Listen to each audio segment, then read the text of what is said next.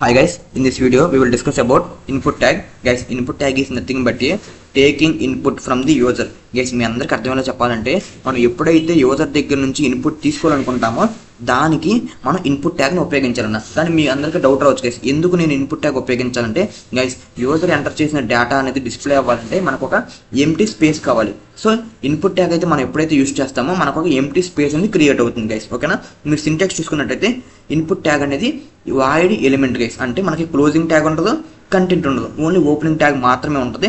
దాంట్లో కూడా మనం టైప్ అనే అట్రిబ్యూట్ ఉపయోగిస్తాం guys. So this is first video of input tags. మనం రిమైనింగ్ పార్ట్స్లో మనం డిస్కస్ చేద్దాం గైస్ అసలు what are the types in input.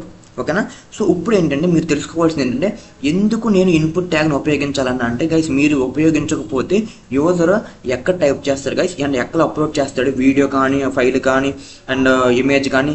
So user దగ్గర నుంచి మనం డేటా అనేది కలెక్ట్ చేయలేం. సో మీరు ఎందుకు ఉపయోగించాలంటే we use input tags to collect user data. ఓకేనా, సో ఇన్పుట్ ట్యాగ్ ఎందుకు ఉపయోగించాలి, మనం యూజర్ దగ్గర నుంచి డేటా కలెక్ట్ చేయడానికి మనం ఇన్పుట్ ట్యాగ్స్ని ఉపయోగించాలి గైస్. ఓకేనా, సో ఒక రియల్ లైఫ్ ఎగ్జాంపుల్ చెప్పాలన్నా అంటే గైస్ చాలా సార్లు మనం ఇన్పుట్ ట్యాగ్స్ని ఉపయోగిస్తాం guys. For example sign in, sign up and forms and search బార్లో కూడా మనం టైప్ చేసేటప్పుడు కనపడేది కూడా మనకి input tag guys. So further మనం పార్ట్ 2లో మనం డిస్కస్ చేద్దాం what are the types in input tag.